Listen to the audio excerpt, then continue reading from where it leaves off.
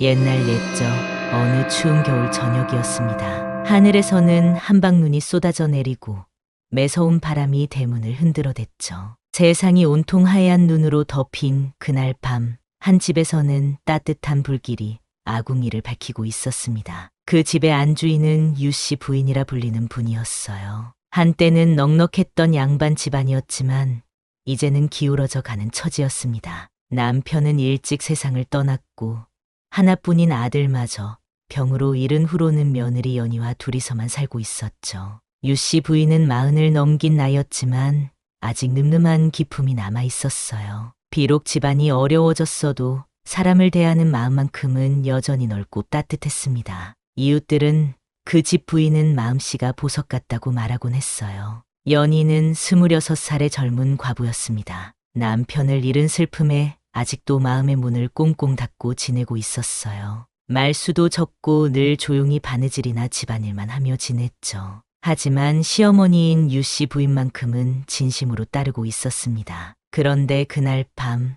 갑자기 대문을 두드리는 소리가 들렸습니다. 톡톡톡. 처음엔 작은 소리였죠. 하지만 점점 더 간절해지더니 마침내 애달픈 목소리가 따라왔어요. 살려주세요. 제발 문 좀 열어주세요. 유씨 부인은 바느질하던 손을 멈추고 귀를 기울였습니다. 연희도 놀란 눈으로 어머님을 바라봤죠. 이런 눈보라 치는 밤에 누가 찾아온다는 말인가요? 어머님, 밖이 너무 추운데 괜찮을까요? 연희가 걱정스럽게 말했지만 유씨 부인은 이미 일어서고 있었어요. 사람이 도움을 청하는데 그냥 지나칠 순 없지. 유씨 부인이 대문을 열자 찬바람과 함께 눈송이들이 휘몰아쳤습니다. 그리고 그 앞에는 볼품없는 누더기를 입은 처녀 하나가 서 있었어요. 나이는 20살 남짓해 보였지만 얼굴은 추위와 굶주림으로 파리해져 있었습니다. 더 가슴 아픈 건 그 아이의 옷이었어요. 곳곳이 찢어지고 기워진 누더기에는 핏자국까지 묻어 있었죠. 발에는 집신도 제대로 신지 못한 채 맨발이 거의 다 드러나 있었습니다. 아이고, 이 추운 데서 어떻게 이렇게. 유씨 부인의 마음이 저려왔어요. 그 처녀는 떨리는 목소리로 말했습니다. 부인님, 저는 갈 곳이 없는 떠돌이입니다. 이름도 없고 집도 없어요. 그냥 죽을 곳만 찾아 헤매다가 마지막으로 이 문을 두드렸어요. 그 말을 들은 유씨 부인의 가슴이 먹먹해졌습니다. 세상에 이름도 없이 떠도는 아이라니 어떻게 이런 일이 있을 수 있을까요? 그때 옆집 아주머니가 급히 달려왔어요. 유씨 부인, 그 아이 들이면 안 돼요. 거지를 집에 들였다가는 집안이 더 망한다고 하지 않소? 뒤이어 건너편 할아버지도 고개를 저으며 말했습니다. 그래요, 부인. 요즘 같은 어려운 세상에 남의 일까지 챙길 여유가 어디 있겠소. 저 아이는 그냥 보내는 게 좋을 것 같은데. 마을 사람들이 하나둘 모여들어 걱정스러운 목소리로 말했어요. 유 부인, 마음은 알겠지만 현실을 생각해 보시오. 그래도 안 됩니다. 집안 형편이 어려운데 어떻게 남을 도울 수 있겠어요? 하지만 유씨 부인은 흔들리지 않았어요. 오히려 더욱 단단한 목소리로 말했습니다. 거지가 우리 문을 두드릴 수 있다는 건 아직 하늘이 마지막 기회를 버리지 않으셨다는 뜻이오. 이 아이를 외면하면 진짜로 우리 집에 복이 떠날 것 같소. 그러고는 처녀의 손을 잡고 안으로 들였어요. 얼어붙은 그 손이 유씨 부인의 마음을 더욱 아프게 했습니다. 어서 들어와. 몸부터 녹이자. 아궁이 앞에서 처녀가 몸을 떨고 있을 때 유씨 부인은 따뜻한 미음을 끓여 주었어요. 그리고 연희에게 깨끗한 옷을 가져오라고 했죠. 이름이 뭐냐? 유씨 부인이 물었지만 처녀는 고개를 저었어요. 저는 이름이 없어요. 태어날 때부터 그냥 떠돌기만 했거든요. 그 말을 들은 유씨 부인이 잠깐 생각하더니 환한 미소를 지었습니다. 그럼 내가 이름을 지어주마. 솜처럼 부드럽고 따뜻한 마음을 가진 아이가 되라고 솜이라고 하자. 어떠냐? 처녀의 눈에서 눈물이 흘러내렸어요. 태어나서 처음으로 자기만의 이름을 갖게 되었거든요. 고맙습니다, 어머님. 솜이라는 이름 정말 좋아요. 연희도 조용히 솜이를 바라보며 작은 미소를 지었습니다. 뭔가 마음 한구석이 따뜻해지는 걸 느꼈어요. 그날 밤부터 소미는 유 씨 부인의 집에서 새로운 삶을 시작했습니다. 비록 가난한 집이었지만 따뜻한 마음만큼은 누구보다 풍성한 곳이었어요. 소미가 집에 온 지 2달이 지났습니다. 처음엔 얼어 죽을 뻔했던 아이가 이제는 장미꽃처럼 생기를 되찾았어요. 유 씨 부인의 보살핌 덕분이었죠. 소미는 정말 부지런한 아이였습니다. 새벽부터 일어나서 마당을 쓸고 물을 길어오고 밥을 짓는 일까지 척척 해냈어요. 손재주도 좋아서 바느질이며 빨래까지 금세 익혔습니다. 어머님, 제가 할 수 있는 일이면 뭐든지 시켜주세요. 소미의 간절한 마음이 말 한마디 한마디에 배어 있었어요. 유 씨 부인은 그런 소미가 기특하면서도 안쓰러웠습니다. 연희도 처음엔 경계했지만 소미의 진실한 마음을 느끼며 조금씩 마음을 열기 시작했어요. 둘이 함께 바느질을 하며 이런저런 이야기를 나누게 되었죠. 소미야, 내가 와서 집안이 훨씬 밝아졌구나. 연희가 처음으로 소미에게 건넨 따뜻한 말이었습니다. 소미는 그 말에 가슴이 뜨거워졌어요. 그런데 봄이 되자 큰 변화가 찾아왔습니다. 하늘에서 비가 며칠째 쏟아지더니 갑자기 큰 홍수가 났거든요. 마을 전체가 물바다가 되어버렸습니다. 유 씨 부인네 집도 예외가 아니었어요. 유일한 생계 수단이었던 장터의 작은 전방이 물에 떠내려가 버렸습니다. 그동안 모아둔 곡식과 생활용품들도 모두 잃어버렸죠. 이제 어떻게 살아가지? 유 씨 부인이 한숨을 내쉬며 말했어요. 연희도 걱정스러운 표정으로 물에 잠긴 마을을 바라봤습니다. 그때 한 남자가 집 앞에 나타났어요. 30살쯤 되어 보이는 건장한 체격의 사내였습니다. 얼굴은 햇볕에 그을렸지만 눈빛만큼은 맑고 진실해 보였어요. 부인님들 괜찮으신가요? 혹시 도움이 필요하시면 말씀하세요. 그 사내가 다가오면서 정중하게 인사를 했습니다. 유 씨 부인이 의아한 표정으로 물었어요. 당신은 누구시오? 저희는 재우라고 합니다. 떠돌이 약초꾼이지요. 이번 홍수로 피해를 입은 마을 사람들을 도우려고 왔습니다. 재우의 말에 새 여인의 마음이 조금 놓였어요. 이런 어려운 때에 도움을 주겠다는 사람이 나타났으니까요. 그럼 고맙긴 하지만 저희도 별로 드릴 게 없는데. 유 씨 부인이 미안한 듯 말했지만 재우는 환하게 웃으며 대답했습니다. 아닙니다. 제가 도움을 받고 싶은 게 아니라 드리고 싶은 겁니다. 혼자 사는 사람이 이런 때일수록 남을 도와야 마음이 편해지거든요. 재우는 정말로 성실했어요. 며칠 동안 집 주변에 물을 퍼내고 젖은 곡식을 말리는 일을 도와주었습니다. 소미도 재우와 함께 일하면서 많은 도움을 받았어요. 특히 소미는 재우가 가지고 다니는 약초들에 관심이 많았습니다.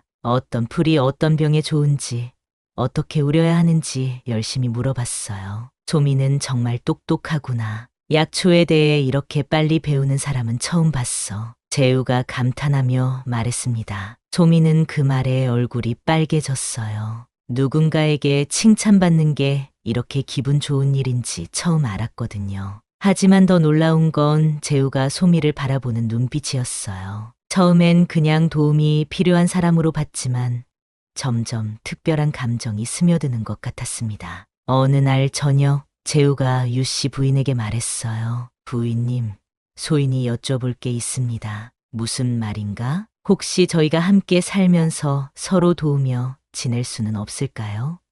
소인 혼자서는 쓸쓸하고 부인님들도 힘든 일이 많으실 텐데. 유 씨 부인이 잠깐 생각하더니 고개를 끄덕였어요. 그래, 좋은 생각이구나. 요즘 같은 세상에 서로 의지할 사람이 있다는 건 큰 복이지. 그렇게 재우는 유 씨 부인네 집에서 함께 지내게 되었습니다. 소미는 기뻤지만 동시에 왠지 모르게 마음이 설레기도 했어요. 연희도 재우가 온 뒤로 조금씩 밝아지는 것 같았습니다. 남자가 있으니 집안이 든든하다는 느낌이 들었거든요. 이제 우리는 진짜 가족이 된 것 같습니다. 유 씨 부인이 만족스럽게 말했어요. 비록 피는 섞이지 않았지만 마음으로는 진짜 가족이 된 내 사람이었습니다. 그날 밤 소미는 잠이 오지 않아서 마당에 나와 별을 바라봤어요. 옛날 혼자 떠돌던 때를 생각하니 지금이 꿈만 같았습니다. 정말 고마워요, 하늘님. 이런 좋은 사람들을 만나게 해주셔서. 소미가 작은 목소리로 중얼거렸을 때 재우가 뒤에서 다가왔어요. 소미야, 잠이 안 와? 네. 왠지 잠이 안 와서요. 나도 그래. 새로운 곳에서 지내려니까 설레기도 하고 둘은 나란히 앉아서 밤하늘을 바라봤습니다. 그때 소미의 마음속에 처음 느끼는 감정이 일어났어요. 바로 사랑이었습니다. 그 해 여름이 지나고 가을이 오자 유씨 부인은 중요한 결정을 내렸습니다. 더 이상 그냥 하루하루 버티며 살 수는 없다고 생각했거든요. 어느 날 저녁 유씨 부인이 소미와 연희, 재우를 불러 모았어요. 너희들에게 보여줄 게 있다. 유씨 부인이 방 안 깊숙한 곳에서 낡은 비단 보자기를 꺼내왔습니다. 그 안에는 두꺼운 책 한 권이 들어 있었어요. 이건 우리 집안 남자들이 대대로 써온 장사 비법이 담긴 책이란다. 죽은 남편이 남긴 마지막 유산이지. 책을 펼치자 정성스럽게 쓰인 글씨들이 나타났습니다. 어떤 물건을 어디서 사서 어디에 팔면 좋은지, 사람들과 어떻게 인연을 맺어야 하는지 등등 장사의 모든 지혜가 담겨 있었어요. 어머님, 이런 귀한 걸 저희에게 보여주시다니. 연희가 놀란 표정으로 말했습니다. 유씨 부인은 따뜻한 미소를 지으며 대답했어요. 너희는 이제 내 가족이니까 가족끼리 무슨 비밀이 있겠니? 소미는 책장을 넘기면서 눈을 반짝였어요. 글을 배운 지 얼마 안 됐지만 이미 웬만한 글은 읽을 수 있었거든요. 여기 보니까 약초 장사가 가장 수익이 좋다고 되어 있네요. 맞다. 아픈 사람은 언제나 있고 좋은 약초는 구하기 어려우니까. 재우가 고개를 끄덕이며 말했습니다. 약초꾼인 재우에게는 이미 알고 있는 내용이었어요. 그럼 우리가 직접 해보는 게 어떨까요? 소미가 조심스럽게 제안했습니다. 유씨 부인의 얼굴에 희망의 빛이 떠올랐어요. 그래, 한번 해보자. 어차피 잃을 것도 별로 없지 않니? 그 다음 날부터 네 사람은 본격적으로 준비를 시작했습니다. 재우는 산에서 좋은 약초들을 구해왔고 소미는 그것들을 정성스럽게 손질했어요. 연희는 약초를 담을 작은 주머니들을 바느질로 만들었고 유씨 부인은 장터에서 자리를 구하러 다녔습니다. 처음엔 걱정이 많았어요. 과연 사람들이 우리가 파는 약초를 사줄까 하는 마음이었죠. 괜찮을까요, 어머님? 소미가 불안한 목소리로 물었지만 유씨 부인은 당당했습니다. 걱정하지 마라. 우리가 파는 건 그냥 약초가 아니라 정성이거든. 첫날 장터에 나갔을 때의 일이 지금도 생생해요. 사람들이 호기심 어린 눈으로 바라봤지만 쉽게 다가오지는 않았어요. 저기 새로운 약초 장수가 왔네. 어디 한번 봅시다. 하지만 가격을 물어보고는 고개를 저으며 돌아가는 사람들이 많았어요. 다른 곳보다 조금 비쌌거든요. 그때 재우가 나서서 직접 설명을 해주었습니다. 이 약초는 깊은 산에서 직접 캐온 것들입니다. 일반 약초와는 효과가 완전히 달라요. 그리고 소미가 정성스럽게 약초를 포장하는 모습을 보여주었죠. 사람들의 관심이 서서히 높아지기 시작했어요. 첫날엔 겨우 2개 밖에 팔지 못했지만 그래도 시작이 중요하다고 생각했습니다. 둘째 날에는 조금 더 많이 팔렸고 사흘째부터는 소문이 나기 시작했어요. 저 집 약초 정말 좋더라. 맞아. 한번 써보니까 효과가 확실해. 특히 소미가 만든 감기약이 인기였어요. 재우가 산에서 캐온 도라지와 생강을 소미가 특별한 방법으로 우린 것이었거든요. 어느 날은 아픈 아이를 업고 온 아주머니가 있었어요. 우리 아이가 며칠째 열이 안 내려요. 좋은 약 없을까요? 소미가 정성스럽게 약초를 다려서 내주었더니 다음날 그 아주머니가 감사하다며 찾아왔어요. 정말 고마워요. 우리 아이가 완전히 나았어요. 그 소문이 퍼지면서 점점 더 많은 사람들이 찾아오기 시작했습니다. 특히 유씨 부인의 인품을 아는 사람들은 더욱 믿고 약을 사갔어요. 유씨 부인이 하는 일이니까 틀림없을 거야. 그 집 며느리들도 정말 성실하더라. 한 달쯤 지나자 장사가 제법 안정되었습니다. 하루 벌이로 내 식구가 먹고 살 수 있을 정도가 되었어요. 어느 날 저녁, 네 사람이 둘러앉아 저녁을 먹으면서 이야기를 나눴습니다. 정말 신기해요. 이렇게 될 줄 몰랐어요. 소미가 감탄하며 말했어요. 유씨 부인도 만족스러운 표정이었습니다. 이 모든 게 너희 덕분이야. 혼자였다면 절대 할 수 없었을 일이지. 재우도 고개를 끄덕이며 말했어요. 앞으로 더 열심히 해서 정말 잘 사는 집이 되었으면 좋겠습니다. 연희는 조용히 웃으며 듣고 있었어요. 오랜만에 마음이 편안하고 희망적이었습니다. 그날 밤 소미는 다시 마당에 나와서 별을 바라봤어요. 예전과는 완전히 다른 마음이었습니다. 이제는 내일이 기대되고 미래에 대한 꿈도 생겼거든요. 정말 고마워요. 이런 새로운 삶을 살게 해주셔서. 소미가 하늘을 향해 속삭였을 때 재우가 또 다가왔어요. 소미야, 오늘도 별 보러 나왔구나. 네, 별을 보면 마음이 편해져요. 나도 그래. 특히 내가 옆에 있으면 더 그런 것 같아. 재우의 말에 소미의 가슴이 두근거렸어요. 이런 감정이 사랑인지 아직 확실하지 않았지만 분명히 특별한 무언가였습니다. 장사가 잘 되면서 조금씩 여유가 생기기 시작했어요. 하지만 세상 일이 어디 그렇게 순탄하기만 할까요? 어려움은 예상치 못한 곳에서 찾아왔습니다. 어느 날 장터에 나간 소미와 재우에게 다른 상인들이 시비를 걸기 시작했어요. 특히 예전부터 약초 장사를 하던 김서방이라는 사람이 못마땅해 했습니다. 야, 거지 주제에 어디서 감히 여기서 장사를 해? 김서방이 큰 소리로 말하자 주변 사람들이 모여들었어요. 소미는 얼굴이 빨개지며 당황했지만 재우가 앞으로 나섰습니다. 무슨 말씀이십니까? 저희도 정당하게 장사하는 겁니다. 정당하게? 웃기지 마. 거지가 어떻게 정당한 장사를 할 수 있어? 김서방의 말에 다른 상인들도 하나둘 끼어들기 시작했어요. 맞아.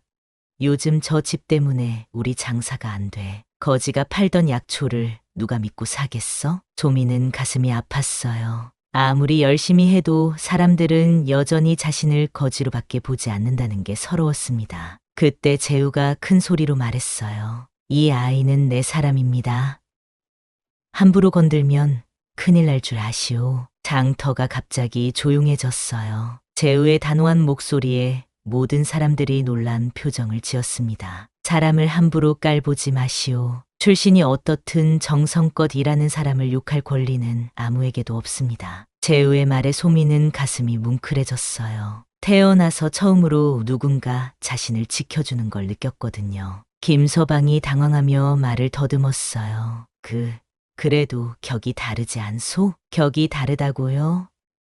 그럼 한번 겨뤄보시죠. 재우가 당당하게 말했습니다. 우리 약초와 당신네 약초 중에 어느 것이 더 좋은지 사람들이 직접 판단하게 하면 어떨까요? 그 말에 김서방은 말이 막혔어요. 실제로 소미네가 파는 약초의 품질이 훨씬 좋다는 걸 모르는 사람이 없었거든요. 며칠 후에는 더 큰 일이 생겼어요. 마을의 부자 상인인 박서방이 직접 찾아온 것이었습니다. 유씨 부인, 제가 한 가지 제안을 드리고 싶습니다. 박서방은 정중하게 인사를 했지만 눈빛은 어딘가 음흉해 보였어요. 무슨 제안인가요? 유씨 부인이 조심스럽게 물었습니다. 저와 함께 장사를 해보시지 않겠습니까? 제가 자금을 대고 부인께서는 기술을 제공하시는 거죠. 언뜻 좋은 제안처럼 들렸지만 박서방의 진짜 속셈은 따로 있었어요. 다만 조건이 하나 있습니다. 그 거지 아이는 빼고 하고 싶습니다. 그 말을 들은 순간 유씨 부인의 얼굴이 굳어졌어요. 무슨 말씀이십니까? 아무래도 격에 맞지 않지 않겠습니까? 제대로 된 장사를 하려면 그 아이는 빼는 게 좋을 것 같은데요. 유씨 부인이 잠깐 생각하는 듯 하더니 단호하게 말했습니다. 박서방, 죄송하지만 그런 장사는 하고 싶지 않습니다. 왜 그러십니까?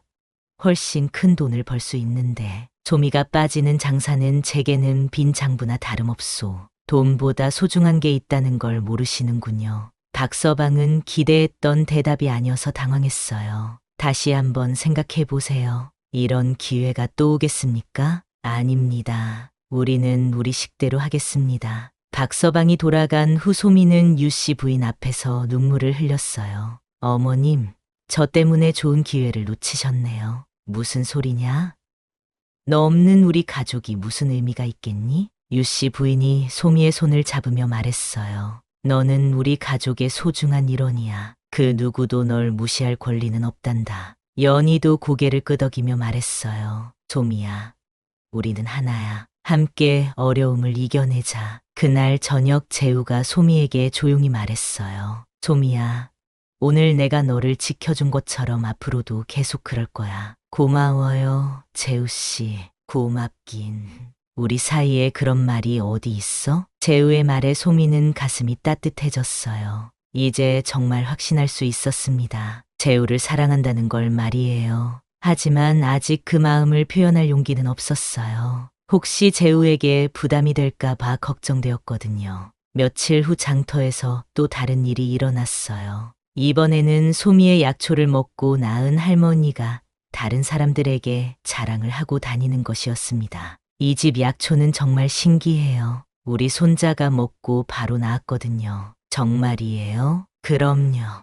거짓말 할 이유가 어디 있겠어요? 그런 소문이 퍼지면서 점점 더 많은 사람들이 소미네를 찾기 시작했어요. 김서방이나 박서방 같은 사람들은 못마땅해 했지만 어쩔 수 없었습니다. 결국 실력이 말해주는구나. 유씨 부인이 뿌듯하게 말했어요. 정성과 진심으로 하는 일은 결국 사람들이 알아본다는 걸 확신하게 되었습니다. 그날 밤 소미는 또 마당에서 별을 바라봤어요. 이제는 두려움보다는 희망이 더 큰 마음이었습니다. 여름이 무르익어 가던 어느 날 뜻하지 않은 사건이 일어났습니다. 재우가 깊은 산에서 약초를 캐다가 독사에 물린 것이었어요. 그날 아침 재우는 평소보다 더 깊은 산속으로 들어갔습니다. 요즘 약초 주문이 많아져서 더 좋은 약초가 필요했거든요. 조심해서 다녀와. 소미가 걱정스럽게 말했지만 재우는 환하게 웃으며 대답했어요. 걱정 마. 금세 돌아올게. 하지만 해가 지도록 재우가 돌아오지 않자 소미는 불안해지기 시작했어요. 평소 같으면 벌써 돌아왔을 시간이었거든요. 어머님, 재우 씨가 너무 늦는 것 같아요.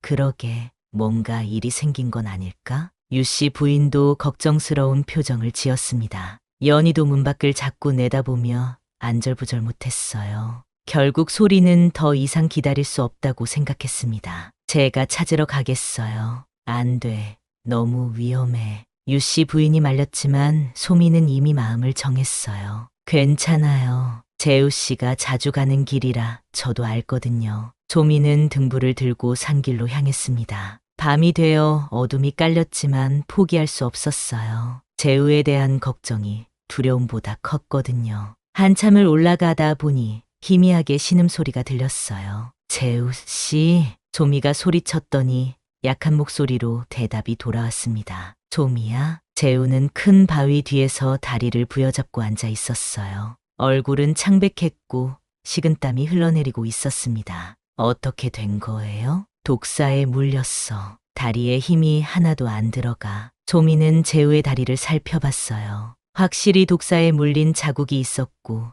다리가 퉁퉁 부어 있었습니다. 빨리 내려가야 해요. 소미는 재우를 업으려고 했지만 체격 차이가 너무 났어요. 하지만 포기할 수는 없었습니다. 재우 씨, 제 어깨에 의지해요. 안 돼. 너무 무거워. 괜찮아요. 할 수 있어요. 소미는 재우의 팔을 자신의 어깨에 걸치고 천천히 산을 내려가기 시작했어요. 중간중간 쉬어가면서 한 걸음씩 내딛었습니다. 재우의 몸이 점점 무거워지고 있었어요. 독이 퍼져가고 있는 것 같았습니다. 소미야, 미안해. 너까지 위험에 빠뜨렸네. 그런 말씀 하지 마세요. 우리는 가족이잖아요. 소미의 마음속에는 가족이라는 말보다 더 깊은 감정이 있었지만 아직 표현할 수는 없었어요. 한참을 내려오다가 갑자기 앞에서 목소리가 들렸습니다. 거기 누구냐? 등불을 든 할아버지 한 분이 나타났어요. 하얀 수염을 기른 늙은 분이었는데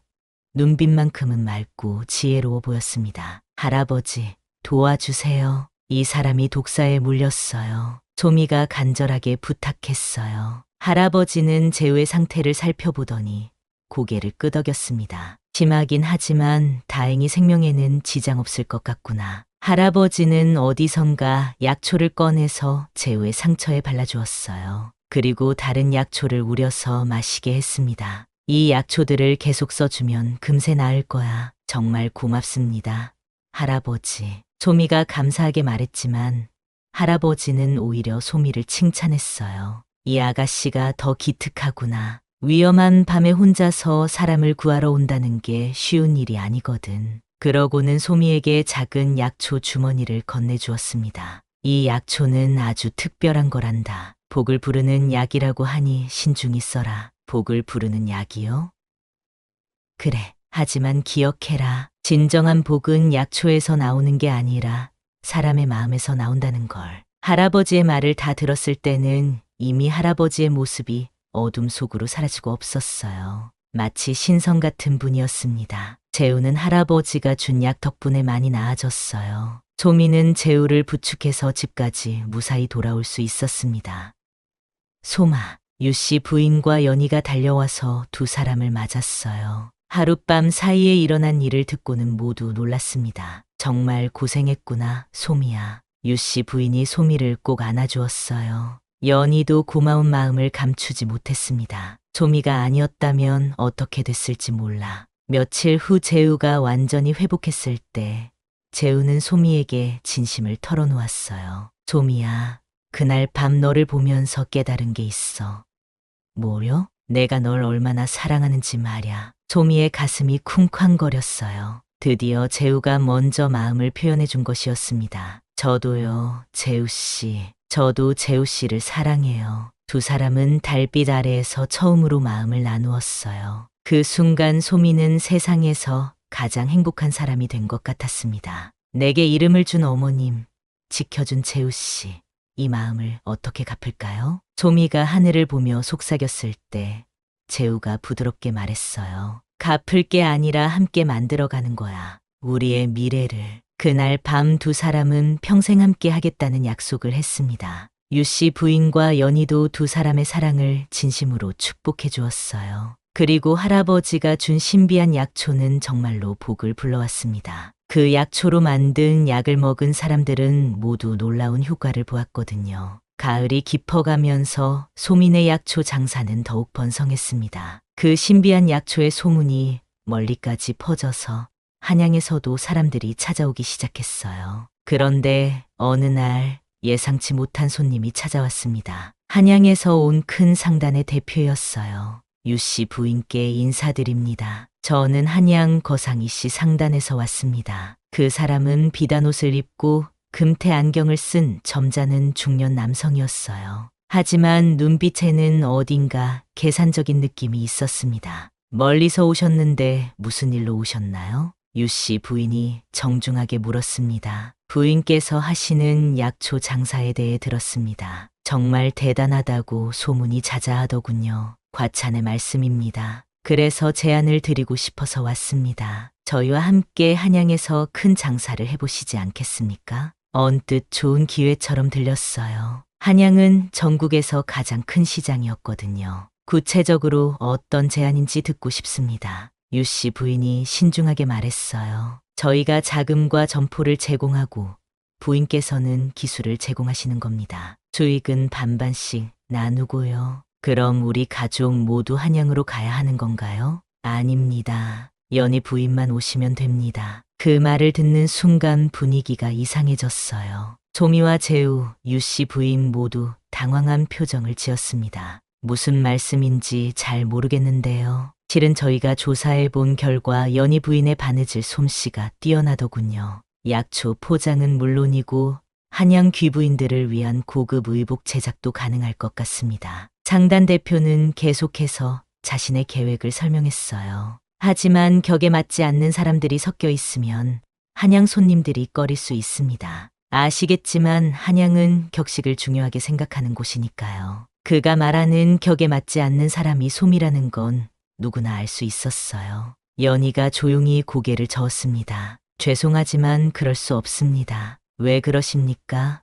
정말 좋은 기회인데요. 저희는 가족입니다. 한 사람만 빼고 갈 수는 없어요. 연희의 단호한 대답에 상단 대표는 당황했어요. 분명히 큰 돈을 제시하면 넘어올 줄 알았거든요. 다시 한번 생각해 보세요. 한양에서 성공하면 지금보다 10배는 더 벌 수 있습니다. 그때 유씨 부인이 나섰어요. 이 양반, 우리 이야기를 잘못 들으신 모양입니다. 어떻게 잘못 들었다는 말씀인가요? 한 사람이 빠지는 장사는 저에게는 빈 장부나 다름없습니다. 돈보다 소중한 게 있다는 걸 모르시는군요. 유 씨 부인의 목소리에는 흔들리지 않는 신념이 담겨 있었어요. 부인, 감정적으로 생각하지 마세요. 장사는 이익을 따져야 하는 겁니다. 이익을 따진다고요? 그럼 한 가지 물어볼게요. 저희 약초가 이렇게 유명해진 이유가 뭔지 아십니까? 장단 대표는 대답하지 못했어요. 조미의 정성 때문입니다. 그 아이가 밤새 약초를 다듬고 정성껏 우려서 만든 약이니까 효과가 좋은 거예요. 하지만 그 아이 없는 우리 상회는 껍데기에 불과합니다. 아무리 큰 돈을 준다고 해도 우리의 진짜 보물을 포기할 순 없어요. 조미는 유 씨 부인의 말을 들으며 눈물이 났어요. 이렇게까지 자신을 소중하게 여겨주다니 너무 고마웠습니다. 재우도 나서서 말했어요. 우리는 돈을 위해 장사하는 게 아닙니다. 사람들을 도우면서 함께 살아가기 위해 하는 거예요. 장단 대표는 더 이상 할 말이 없었어요. 예상과 완전히 다른 반응이었거든요. 정말 아깝습니다. 이런 기회가 또 있을지 모르는데 기회는 또 있을 겁니다. 하지만 가족은 하나뿐이에요.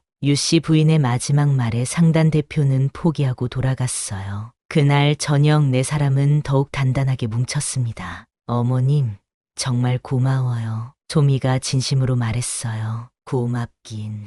당연한 일을 했을 뿐이야. 하지만 정말 좋은 기회였는데 저 때문에. 조마, 그런 말 하지 마. 연희가 소미의 손을 잡으며 말했어요. 우리에게 진짜 좋은 기회는 함께 있을 때 오는 거야. 재우도 고개를 끄덕였어요.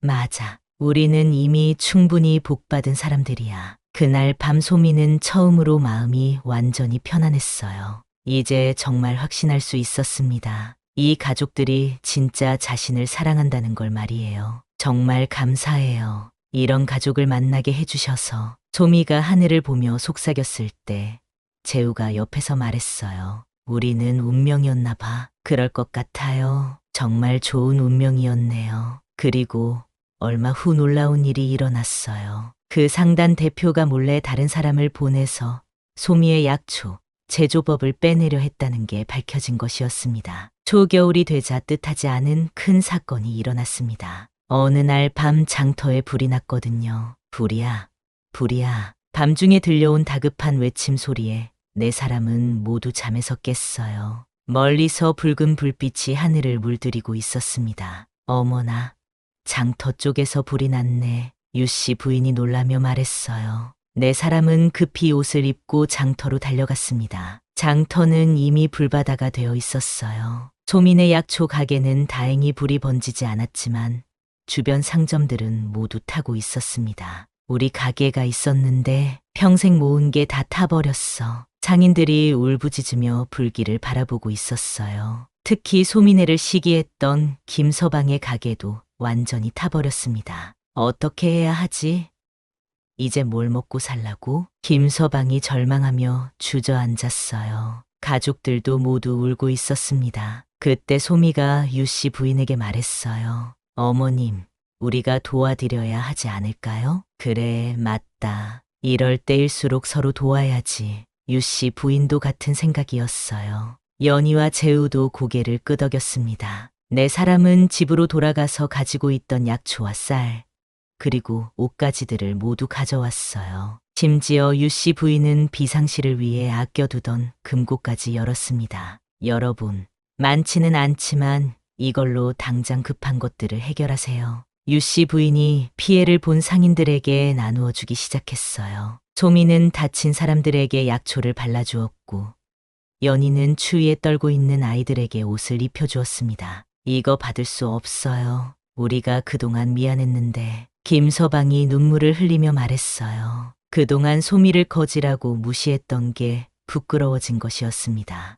무슨 말씀이에요? 어려울 때 서로 돕는 게 당연하죠. 소미가 환하게 웃으며 말했어요. 원망하는 기색이 전혀 없었습니다. 정말 고마워요. 당신들은 양반보다도 더 귀한 분들이에요. 다른 상인들도 하나둘 고개를 숙이며 감사를 표했어요. 그동안 자신들이 얼마나 좁은 마음을 가지고 있었는지 깨달았습니다. 조민의 덕분에 우리가 살았어. 정말 고마운 사람들이야. 며칠 후 더 놀라운 일이 일어났어요. 피해를 본 상인들이 하나둘 소민회를 찾아와서 함께 장사를 하고 싶다고 말한 것이었습니다. 우리도 정성을 다해서 장사하고 싶어요. 조민회처럼 사람들을 도우면서 살고 싶습니다. 그렇게 해서 작은 상인 조합이 만들어졌어요. 조민회가 중심이 되어서 여러 상인들이 힘을 합치기 시작한 것이었습니다. 유씨 부인이 조합의 이름을 지었어요. 잠덕상회라고 하자.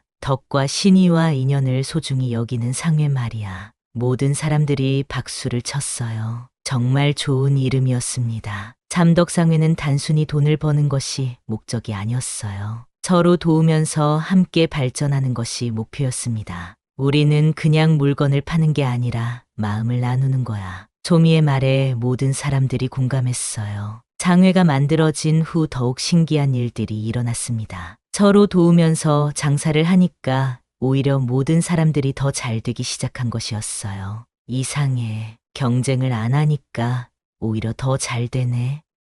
맞아. 서로 도우니까 손님들도 더 많이 와. 김서방도 이제는 완전히 마음을 바꿨어요. 조미야, 그동안 정말 미안했다. 내가 너무 좁은 마음을 가지고 있었구나. 괜찮아요, 김 아저씨. 이제 우리는 가족이잖아요. 조미의 너그러운 마음에 김서방은 더욱 감동했습니다. 그날 저녁 유씨 부인이 내 식구에게 말했어요. 복은 하늘에서 오는 게 아니구나. 마음에서 피어나는 거야. 정말 그런 것 같아요. 연희도 깊이 공감했어요. 우리가 남을 도우니까 더 큰 복이 돌아왔네요. 재우가 소미의 손을 잡으며 말했어요. 이 모든 게 소미 덕분이야. 내가 처음에 보여준 정성과 사랑이 이런 기적을 만든 거야. 소미는 부끄러워하며 고개를 저었어요. 아니에요. 어머님과 연희 언니, 재우 씨가 있었기 때문에 가능한 일이었어요. 그날 밤 내 사람은 정말 행복했어요. 돈보다 훨씬 소중한 것들을 얻었다는 걸 모두 느끼고 있었거든요. 이제 정말 우리는 하나가 됐네. 유씨 부인의 말에 모든 사람들이 고개를 끄덕였습니다. 세상에서 가장 따뜻하고 든든한 가족이 된 것이었어요. 그로부터 몇 년이 흘렀습니다. 잠덕상회는 이제 한양에서도 소문난 상단이 되었어요. 정직하고 정성스럽게 장사하는 곳으로 유명해졌거든요. 조미와 재우는 아름다운 혼례를 올리고 작은 아이도 낳았습니다. 연희도 다시 좋은 인연을 만나 재혼을 했어요. 모두가 행복한 가정을 꾸리며 살고 있었습니다. 하지만 세월은 누구에게나 평등하게 흘러갑니다. 유씨 부인이 나이가 들면서 몸이 많이 약해지기 시작했어요. 어머니, 몸이 어떠세요? 조미가 걱정스럽게 물었지만 유씨 부인은 여전히 환한 미소를 지었습니다. 괜찮다. 이렇게 좋은 가족들을 보고 있으니 마음이 편하네. 유씨 부인은 정말 만족스러웠어요. 혼자 쓸쓸하게 지낼 뻔했던 말년에 이렇게 좋은 가족들을 얻게 되었으니까요. 어느 가을날 저녁, 유씨 부인이 모든 가족들을 불러 모았어요. 너희들에게 마지막으로 하고 싶은 말이 있다. 어머님, 무슨 마지막 말씀이에요? 아직 오래오래 사셔야 해요. 조미가 눈물을 글썽이며 말했지만 유씨 부인은 차분했습니다. 조마, 울지 마라. 나는 정말 행복했단다. 유씨 부인이 소미의 손을 잡으며 말했어요. 그 추운 겨울밤에 내가 우리 문을 두드렸을 때 나는 하늘이 마지막 선물을 주신다고 생각했어. 너희들 덕분에 내 인생이 정말 의미 있었다. 돈이나 명예보다 훨씬 소중한 걸 얻었어. 연희도 눈물을 흘리며 말했어요. 어머님, 저희야말로 어머님 덕분에 살았어요. 그래, 우리는 서로에게 선물이었던 거야. 재우도 깊이 고개를 숙였습니다. 어머님이 저에게 주신 가르침은 평생 잊지 않겠습니다. 재우야, 소미를 잘 부탁한다. 그리고 삼덕상회도 계속 잘 이끌어 주렴. 네, 꼭 그렇게 하겠습니다. 유씨 부인은 마지막으로 소미에게 말했어요. 조마, 내가 받은 사랑을 다른 사람들에게도 나누어 주렴. 그게 진정한 복을 짓는 길이란다. 네, 어머님, 꼭 그렇게 하겠어요. 그날 밤 유씨 부인은 편안하게 잠들었습니다. 마치 긴 여행을 마치고 집으로 돌아가는 것처럼 평온했어요. 장례식에는 정말 많은 사람들이 왔습니다. 유 씨 부인이 도왔던 모든 사람들이 마지막 인사를 하러 온 것이었어요. 정말 좋은 분이셨어. 저희 은인이었습니다. 하늘나라에서도 복 받으실 거예요. 소미는 슬프면서도 자랑스러웠어요. 이렇게 많은 사람들의 사랑을 받은 어머님이 정말 대단하다고 생각했거든요. 삼덕상회는 유 씨 부인의 뜻을 이어받아 더욱 발전했습니다. 이제는 한양에서 가장 큰 여성 상단이 되었어요. 소미는 과거의 거지에서 지금은 한양 최고의 여성 상인이 되었습니다. 하지만 성공했다고 해서 마음이 교만해지지는 않았어요. 오히려 더 많은 사람들을 도우려고 노력했습니다. 연희는 뛰어난 바느질 솜씨로 장인 집안을 만들었고 재우는 상단의 실무를 맡아 훌륭하게 경영했어요. 어느 날 소미가 어린 시절을 떠올리며 말했어요. 정말 신기해요. 이름도 없던 거지였는데 이렇게 될 줄 누가 알았을까요? 그건 내가 선한 마음을 가지고 있었기 때문이야. 재우가 대답했어요. 어머님 말씀이 맞았어요. 선한 마음은 선한 인연을 부르고 덕은 덕을 이어간다는 말이. 연희도 고개를 끄덕였습니다. 우리가 받은 사랑을 다른 사람들에게도 나누어 주는 게 어머님께 대한 진짜 보답이겠어요. 그 후로도 삼덕상회는 계속 성장했어요. 하지만 돈을 버는 것보다는 사람들을 도우는 일에 더 힘썼습니다. 가난한 사람들에게는 무료로 약을 주고 어려운 상인들에게는 일자리를 만들어 주었어요. 그럴 때마다 소미는 유 씨 부인이 자신에게 베풀어준 사랑을 떠올렸습니다. 어머님, 저희 잘 살고 있어요. 어머님이 가르쳐 주신 대로 살고 있답니다. 소미가 유 씨 부인의 제사상 앞에서 속삭였을 때 마치 유 씨 부인의 따뜻한 목소리가 들리는 것 같았어요. 잘했다, 내 딸아. 그렇게 소민의 가족은 오래오래 행복하게 살았습니다. 그리고 선한 마음은 선한 인연을 부르고 덕은 덕을 잇는다는 교훈을 온 세상에 전해주었어요. 어려운 사람을 도우면 그 마음이 돌고 돌아서 더 큰 복으로 돌아온다는 것.